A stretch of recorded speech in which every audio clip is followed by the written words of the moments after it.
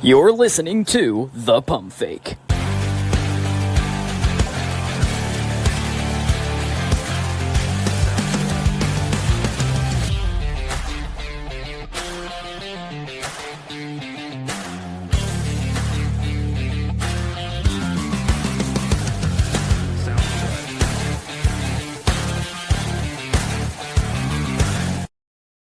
And welcome in to the latest edition of The Pump Fake, everybody. Jarrett Bailey here with you, as always, coming off a Monday night. Week 1 is officially in the books.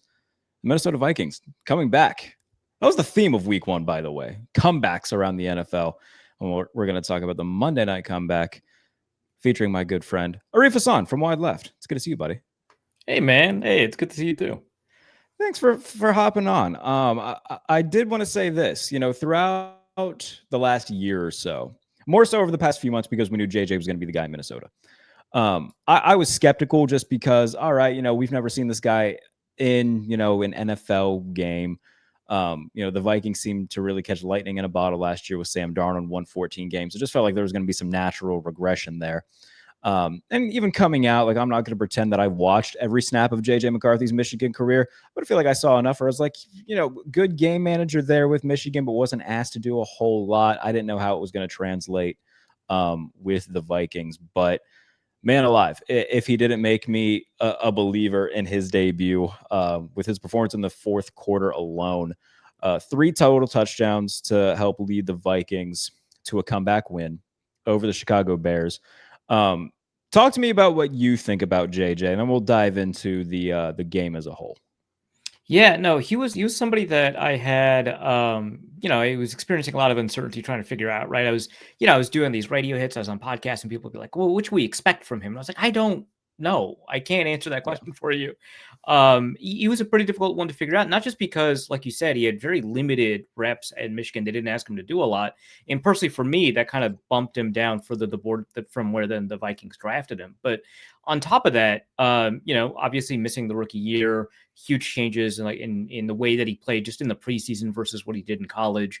And we don't know kind of what impact an injury will have on somebody, right? So there's a lot of uncertainty. But he looked broadly pretty good in camp. He looked generally pretty good in the preseason, but you never know how much how far that's going to take you, right? So going into that game, obviously the beginning of that game was really rough, right? Really muddy stuff. Couldn't really get out of compressed pockets. Took a couple of sacks that he didn't need to take, and was taking chances he didn't need to take. And obviously, the top of the third quarter, that pick six to Nahshon Wright was the low point for him in the game. I think a low point for a lot of people watching the game. That was, a really rough start. And then obviously, like you mentioned, rallying that back, being able to produce an outstanding performance since that pick six, his performance just in, any measure that you want to use, PFF grade, EPA per play, yards per attempt, adjusted net yards per attempt, whatever, right? Was since the pick six was an elite level of performance, right? Was on par with the grades or the statistics that, Lamar Jackson put up this weekend. I'm not saying obviously he played as well as Lamar Jackson. He had an entire 3 quarters that, we need to account for. But, being able to put together that stretch of play, particularly when the team needed it to happen and coming off of a big mistake, tells you a lot about who that player is. It doesn't tell us very much yet about how good he's going to be kind of going forward. But every kind of element that we know about quarterback evaluation is that there's a ton of pieces, right? And they'll click in at different moments. We'll figure out kind of who that player is on this facet or this facet or this facet of quarterback evaluation at different moments throughout their career. And I think we're getting pretty close to figuring out the mental fortitude of someone like a McCarthy, which was already a huge strong point coming out. It's the thing that, he was praised for by scouts. You take a look at, the Dane Brugler scouting report, which has some pretty good stuff. You take a look at, what we see at Go Long TD with Bob McGinn, what he does talking to scouts. The mental fortitude stuff was really positive for him, but seeing it at this level was outstanding. And so having more pieces kind of click in positively for this guy, I think tells us a lot. And I think that there's a reason to begin believing, which is kind of the take that I had on my post-game piece. It's like, I don't know if he's the guy yet. We don't know if he's the answer. It's been one game. Sure. And most of that game, honestly, was pretty bad. But, this tells us that there's something that could potentially be here. And it's pretty easy to give answers for why the rest of that game was pretty bad for him and why, the end of that game was so positive. And I think you come away with that feeling positive because you understand it's his first NFL start, and he's coming off an injury at the same time. He's just not used to the speed of the game. Getting used to the speed of the game by halftime is pretty incredible, I think. So that could be it, right? And so I think things are trending obviously pretty up in that situation. Yeah, and I joked like during the game was after I think the touchdown pass to Aaron Jones is like, this feels very Kenny Pickett-y, like where he just struggles for 3 quarters and then in the 4th quarter he's just like, actually I'm going to start playing now. I can also count on 0 fingers the amount of games that Kenny Pickett had 3 total touchdowns though. So this is I feel much stronger. A little bit different, yeah. Yeah, it's a lot different, with McCarthy than it is Pickett. I think just the 2 nails throws for touchdowns, the one with the end breaker to Jefferson. That was incredible. Yeah, I mean, beating a defender coming over from the opposite side and just fitting it in the window there, tremendous. The one to Aaron Jones, though, too. I mean, 2 defenders around him, like 2 throws were like, oh, all right, well, there's something there. Yeah. But for some, and maybe this isn't anything, but the thing where I was like, all right, I'm in. The post-game conversation he's having with Lisa Salters, she's, obviously McCarthy's a native of Illinois, and she asked him about, you grew up rooting for this team, you came to this stadium when you were a kid, and this is your first NFL start. What are you going to remember most for it? He just takes like a long reflective pause and just says, getting a win. And I was like, fuck, this guy's going to be good. Oh no. I was very wrong. And he may very well end up being, just a guy. But for some reason, one post-game interview, I feel like I've done a complete 180 on this guy. And you know what's really great about that is that seems to be the experience of a lot of people. There are some players where their magnetic personality immediately attaches itself to coaches, other players, media members, whatever. That doesn't mean they're going to be good. The best example I have of this actually is Teddy Bridgewater, who is like an above average backup and a below average starter, right? Like I'm not saying Teddy is a Hall of Famer, right? But everywhere he's went, people immediately love him throughout all levels of an organization and including the fan base. He spent like 2 weeks in Detroit and they love him, right? He spent less time with the Jets and they loved him. And it's just crazy how he does it. And it feels like McCarthy is very much the same way. He developed that kind of attitude or that kind of magnetism at Michigan. People immediately bought in when he was a backup, right? When he was doing some cleanup duty for McNamara. Gee Christ. No, good shot. I was gonna guess Shea Patterson, but that might be a little bit too long. He was a little bit ahead of him. Yeah. But yeah, and that seems to be kind of the impact that he has, that people kind of immediately buy in, because when you read the things that he says, it's kind of corny, honestly. I read it and I'm like, oh, they got like a Kirk Cousins from the other Michigan State, right? And the thing is, Kirk Cousins can say the exact same things, and this isn't even like a knock on Cousins. This is who he genuinely is, but it comes off as corny when Cousins does it, and it comes off with like conviction when McCarthy does it. And that's just kind of the nature of leadership, is that sometimes you just kind of have it, right? And sometimes you kind of don't. Like, I'm sure if there was another quarterback that had an eat a W speech, that would have been received a little bit better than if Jameis did, or than when Jameis did it, right? So like, that's just kind of, but it like, that seems to be the way that people relate to him. And what's really interesting about, this Chicago story, right, is that McCarthy's entire story is built around having an ideal future and then being forced to pivot to find himself in the community that wants him, right? He wanted to go to Ohio State, and he felt like Ryan Day lied to him when Ryan Day ended up, going with Kyle McCord instead. And so Ohio State was a lifelong dream to be an Ohio State quarterback, and he immediately pivots to Michigan, where they embrace him, right? And that's huge for him. It's kind of the same thing, with the Bears and Minnesota, right? Like, he's a lifelong Bears fan, and now he can't do that. Now they're booing him, and so he's just going to embrace the people that want him, which I think it's so cool and it's so genuine, and it really resonates with a lot of people in these locker room spaces. I just think it's so cool.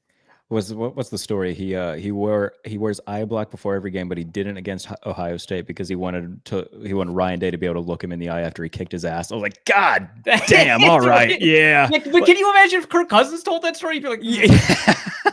But no, he says it, and you're like, that fucking rules. Yeah.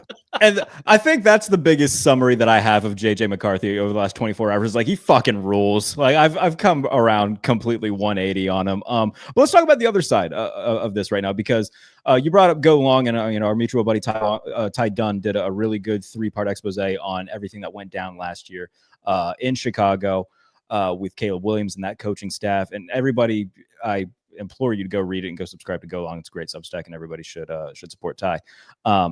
But I think that there was a lot of pressure on Caleb Williams regardless of that. I mean, playing in front of the home crowd week 1 against a division rival with a head coach that's supposed to be, the savior, supposed to finally be the right guy to get things in tune. And they're leading 17-6. You mentioned the Nahshon Wright pick 6 felt like the final nail in the coffin of what was a pretty boring game up until that point.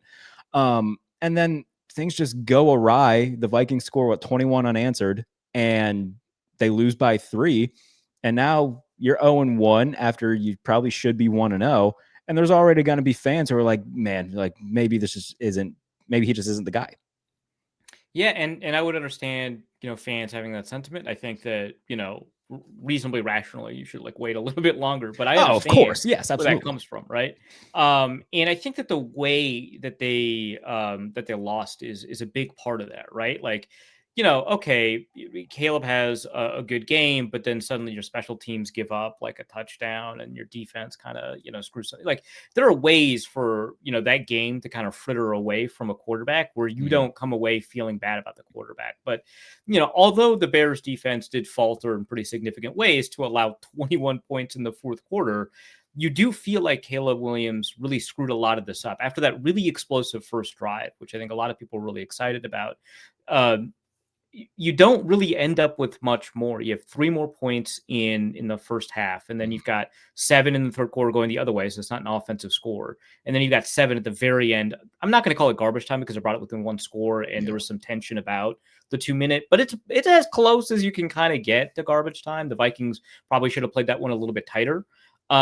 But yeah, you're left with 17 points, right? Like, it doesn't feel good. And you watch the play and you realize, a lot of the stuff that was working was stuff where he was operating out of structure, stuff that we typically don't understand to be really sustainable. And I think that this is one of the traps that we get into when we talk about like Mahomesian quarterbacks, right? Because Mahomes does all of the stuff that Caleb Williams does out of structure. And he does it, preternaturally well. Yeah, outstandingly in like ways that seem alien to us. But then that's not why he's a good quarterback. That's like the special sauce on top. Yeah, I was going to say, that's very much like if you supersized whatever burger you get at McDonald's. Right. It's just you still got to have the burger, right? Like, yeah, right. exactly. And that's what that is, right? And that's maybe the reason that you would elevate Mahomes above somebody like a Lamar or a Josh Allen, depending on how recent you want to make your evaluations about who's the best quarterback, right? Sure. But that would be an added bonus. But fundamentally, Mahomes makes the right play most of the time within the structure of the offense. That's what every good quarterback has to be able to do. And when that was available to Williams, he wasn't able to do it. He didn't do it within structure. And in fact, for a good chunk of the game until I think pretty late, like a 9-yarder to like DJ Moore, any throw that was on time was at or behind the line of scrimmage. He didn't actually pass past the line of scrimmage unless it was some kind of scramble or whatever like that. And that's, I think, pretty disheartening just in terms of the ways that you can develop an offense around that guy, because Ben Johnson has eviscerated this Vikings defense before. He knows what a game plan looks like. He scored more points against this Vikings defense in 4 games than a lot of teams have been able to do in 12. Like, he's demolished this Vikings defense over the past couple of years. He knows what it looks like and he knows how to beat it. And the Vikings were so scared, actually, of what Ben Johnson could do. They altered the defensive approach in the first half. That changed, and that made Williams a little bit worse. It made it more difficult for him to operate. But fundamentally, it's a timing-oriented offense, not in the way that like the Joe Montana, Bill Walsh timing-oriented offenses are, but in the way that like you need to get yards after the catch, and you need to hit a receiver in stride, and that receiver is going to be open in this particular window. And if you don't hit it at the top of your drop, now we got 8 yards instead of 23. Right. And that's the difference between what Jared Goff does in that play and what Caleb Williams does in that play. It's like Goff is not doing all the scramble stuff. He's not hitting Roma Dunze on that amazing. But what he is doing is he's hitting Amon-Ra St. Brown for 8 yards, and then Amon-Ra is running for another 23, right? He is hitting Jameson Williams on the alert for a deep post, right? And that's just not happening in this offense in ways that these are a lot of open receivers. The Vikings have to fix a lot of stuff on the back end. Ton of open receivers. He's not hitting them, and he's not hitting them on time. Even that late throw to DJ Moore where there was nobody around him, he sees it late, overthrows it, and it's just like, I mean, you'd think that you got to hit that, bro. Yeah, no, absolutely. And the thing is, and not that these are very similar quarterbacks, but this frustration is very similar. Anthony Richardson, when he was playing, would have these moments where he hits this insane dot. The throw to Alec Pierce week 1 last year, legitimately one of the most batshit insane throws I've ever seen. Right. And then he hit like 3 other throws that whole game. But it was just like, how did you like that was like the head of a pin, like 30 yards away. And it's like that's not right. Like if you're inaccurate, you'll produce inaccurate throw every so often just because that's how, like spraying a football around works, right? Like if you shoot a machine gun and it moves around, it's going to hit its target eventually, right? That's if you're but like the type of precise accuracy some of these quarterbacks can develop in very specific situations is clearly a skill, right? They can clearly hit Alec Pierce for 30 yards in the bucket, right? The shot to DJ Moore, which unfortunately did seem to injure DJ Moore. He did come back at the very end of the game, was incredible. It was super precise. And there's a good debate about whether or not that was a hospital ball. That's a decision question, not an accuracy question, right? And that's a fair question, but I'm just talking about the throw, the accuracy of that throw. Insane, incredible. The one to Odunze, obviously, at the very beginning. And there were 2-3 other throws where you're like, oh, there's like a level of precision and accuracy combined with speed and an understanding of kind of like all of the spatial awareness that goes into anticipating defenders. That's incredible. And then there are other throws where it's like, that corner to DJ Moore was just, and there were like a couple of other throws where you're like, I legit don't know if that was a miscommunication or an inaccuracy. And that's not a world you want anyone to live in. So it's a tough place to kind of be if you're trying to figure out if Caleb Williams is going to turn into something. But I think you just got to give the Ben Johnson staff like a little bit more time to figure out kind of what this might look like before we come to hard conclusions. But certainly we can just say, this is what I'm concerned about. Right. Well, I mean, next week, it's going to be one of the more marquee games of the 1 o'clock window because it's Ben Johnson's return to Detroit, where the Bears will face the Lions. And then the 2 games after that, they host Dallas and then they go to Las Vegas. So nothing there feels like a gimme, especially for a team in Chicago where I don't think there's going to be too many games that do feel like that. Especially given how Las Vegas play. I mean, not the run game, but how Gino was able to play it recently. Yeah, it's gonna be so that's gonna be this first month. We'll see what it looks like before Columbus Day, and then maybe make some proper adjustments to our expectations and our thoughts. But there's a lot that needs cleaned up. In terms of just making the routine plays and on top of, being this super off structure guy who can make things happen when plays break down. But you got to be able to hit the layups too. It can't just be contested threes every play. Yeah, exactly. But back to, since we're on the NFC North, Packers Lions week 1, Jordan Love looks really good. Micah Parsons only played 30 snaps. It was still very disruptive in those snaps. Do you think that was more of a testament to how good the Packers are going to be? Do you think it's more of a testament on maybe the Lions taking a step backwards? The cop-out answer is a little bit of both, but I think the way I want to approach this is that primarily the story here is that the Packers are a lot better than I expected, unless that the Lions are worse. I mean, I am concerned about the Lions' offensive line. Actually, almost everyone on that offensive line, even Taylor Decker, looked like really out of sorts there.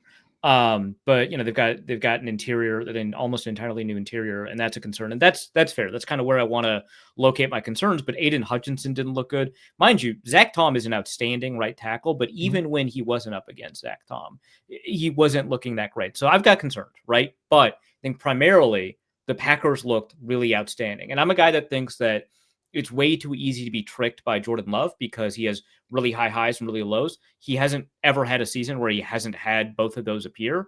And so for me, he's a really volatile quarterback. And so that might have just been a game where everything was working for him. There's definitely some variance when it comes to Jordan Love. And so we could have just hit, the right moment of variance for him. And so I don't want to take too much from that and say that the Packers have arrived, right? So all of those caveats aside, the Lions offensive and defensive lines, Jordan Love, whatever, the Packers looked outstanding in a lot of areas that they either needed to look outstanding or that I had some question marks, right? Like, is Edgerrin Cooper going to continue on the outstanding season that no one talked about last year? And he had a mind-bogglingly good game for a linebacker, just outstanding. And then obviously Micah Parsons had an incredible game. Like you said, 30 snaps. I think he technically only had like 3 pressures or whatever, but he clearly created pressures for other players in ways that were really huge, right? And so we're seeing Devontae Wyatt, who I think a lot of people, me included, kind of written off as a bust, wasn't producing a lot. And I was like, Devontae Wyatt's getting snaps because Kenny Clark's not there, right? And yeah, that might still be true, but the fact that he got 3-4 pressures of his own, that was really big. Lucas Van Ness, also kind of a question mark. Is he ever going to be able to produce? He had a lot of production. Rashawn Gary had and it's not an accident that they all had production at once when Micah Parsons was there, right? Like, I think that all kind of came together. I had a lot of concerns about that secondary. I thought the secondary played pretty well, right? So, you could still, be like, I don't know, Quay Walker's not that great. Sure, fine. But for the most part, this was a really performant defense that, to me, like, going into that game, I was like, they got 2 players. They got Xavier McKinney, they got Michael Parsons, right? And coming out of that, it's like they might have some dudes. And the Packers having some dudes on defense is a pretty big concern because there are some days that offense is just going to go sicko mode, and you don't know who's going to pop off. It's going to be okay. This week it's Dontavian Wicks. Next week it's Jaden Reed, and I guess we're going to throw Matthew Golden into that mix, right? Like, someone's going to pop off on offense sometimes, and so there's going to be a game this year where the Packers win by like 40 points. And everyone's like, they're back, and a lot of that's because the defense is great, right? And some of that might be because that was a day that Jordan Love had a good game, right? But that is a much more concerning state of affairs for who the Packers are, for the other divisional rivals than anything else. I think the Lions are still very threatening. Matt Verderam did a really good piece talking about the NFC North and why it's looked at as the best division in football. After week 1, do we still feel that way in terms of it being the overall best division in football? I think the hard to make a conversation to where it's not. Yeah, I think so. I mean, like, clearly it's not the AFC North, right? Like, I think the Steelers did play well, right? But you got some sustainability concerns given like just how quick strike that offense was. Yeah, is that old ass defense? I was gonna say some age concerns too, Yeah. where these 37U things that I keep seeing popping up on my TikTok. There's gonna be a few guys playing in those. Yeah. But yeah, so but the Ravens are great, and I just don't know if the Bengals or the Browns have it. So I don't think it's the AFC North. The AFC West, we might be close to including them in this conversation. Maybe. And what's strange is that I kind of want the Chiefs to play better before I say that, right? But we could be there. I'm still not a Bo Nix believer, so you and see. I both, buddy. By the way, did you see how many yards per attempt he had this week? I'm gonna guess 5. 4.4.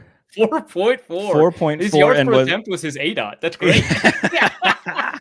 And he finished, I think, 26th in EPA. And I always say, anytime you can average less than 5 yards per attempt against the team who ranked 25th in EPA on defense and had the number 1 overall pick, you got to do it. You got to do it. You just can't not do it.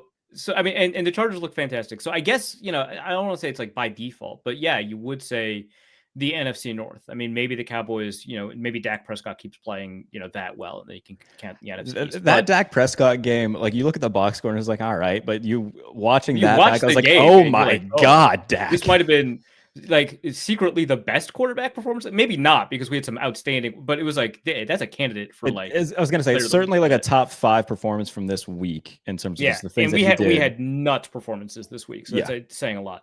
But yeah, so I think it's the NFC North. But the thing is, I think the Lions have created some more concerns about their sustainability as a winning organization, right?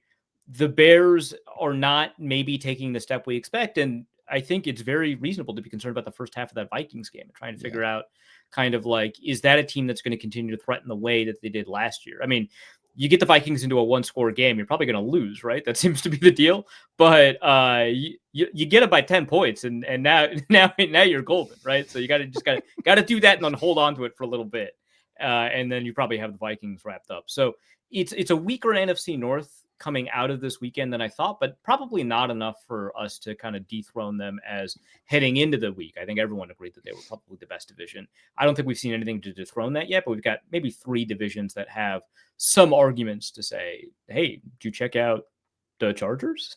Right. All right. Before we go, the one bit of news that I wanted to touch on with you was Mike McDaniel was asked today. He talked to the media, and he said, "Let me paraphrase real quick. It's not like I could get much worse. Well, it's a good thing that they don't go to Buffalo in 9 days. Oh, they do go to Buffalo in 9 days. They might." How poetic would it be? I'm not rooting for anybody to lose their job or anything, but if I had to pick a coach who is staring at a pink slip, it is Mike McDaniel. I think the Bills could legitimately score 70 on them. And wouldn't it be kind of poetic if, the guy who where the Dolphins peak at scoring 70 on the Broncos, if his final game is the Bills scoring 70 on him? Wow. That would be that's nuts. That's like the ultimate chef's kiss. The scriptwriters couldn't have done it any better. It's perfect. And like the Victoria Zeller tweet about like, man, I bet his Marvel ass is great when you're winning games, but it's just the worst when you're losing, right? I just want to beat that nerd up kind of stuff. Me and Mike Tanier talked about this the other day. Like every time I see him at the podium, I just like, I want somebody to just run up and give him the biggest wedgie, just like some nefarious pranks or something. It's so I've said this because the Vikings have been in spots where fans have said, "Well, it can't get worse," and then inevitably it like does. And they've said it like about like the Vikings offensive line, which I don't know if you're familiar with how bad it was in like 2015, 2016, but it was catastrophically bad. And they're like, well, it can't get worse. And then the left tackle that they had signed for 3 days got injured in those 3 days, and it's like, oh, okay, great. You're playing a practice squatter as a starter. Like it's just, it can always get worse. And so that season, fans would tell me like, well, it can't get worse. And I'd always say it can always get worse. Like I've got a little sign. It can always get worse. And someone actually in the football space said, well, it can't get worse. And like, buddy, I promise you can get worse. And then an hour after he said that, the renewed set of DV allegations against Tyreek Hill came out in the civil suit. And it's like, hey, I don't know what to tell you, man. It sounds like you conjured this with what you said. Don't anger the gods on this one. It can always get worse. It absolutely can always get worse. But we're only good vibes here on the Pump Fake with Arif Hasan. What do you got coming on Wide Left that everybody should go check out? So I've got a piece about kind of the nature of belief and trust and faith and all of that with the Vikings. That's over up at wideleft.football about building belief and turning belief into trust. I'm really proud of that piece. Coming up, we've got a piece from Alex Katzen about his truly insane trip to Brazil to cover that Chargers game. Katzen went to Brazil to cover that? Yeah, he did. Oh, man. And he had an awful time, which means and the Chargers won, so that's how he had an awful time, right? Like he just came out of that just like, oh man. So that piece is gonna be great. I've already read, like he's still writing it, but I've read about 3/4 of it, and it is some of the best writing that I think I've read all year. So that's going to be over at wideleft.football. That's going to be a ton of fun. But we got all kinds of stuff. We have somebody just did a breakdown comparison between Ryan Poles and Quesido Fomensa as GMs as a preview for this Bears game. We've got a piece breaking down, Carson Wentz, the backup quarterback, what's going on with that. We've got a piece arguing that the NFL should allow Jeremiah Smith to declare early, all kinds of stuff. There's a bunch of stuff over at wideleft.football that I think a lot of people would like. Carson Wentz in the blue as water state of Minnesota is a very silly thing to think about, actually. Just nuts, dude. Just nuts. I love it. Yeah, I can't wait to check out Katzen's piece. I did not know that he was in Brazil for that. That sounds like a blast. Buddy, I appreciate you hopping on with me. It's always a pleasure to talk to you. Looking forward to seeing everything that you put out for us. Yeah, thanks for having me, man. All right, everybody. If you're watching on YouTube, please be sure to subscribe to the channel. If you're listening in the Believe in Steelers podcast feed, be sure to continue listening and following along. Appreciate everybody for tuning in to this edition of the Pump Fake. We'll be back later on in the week to preview week 2 around the NFL. Talk then.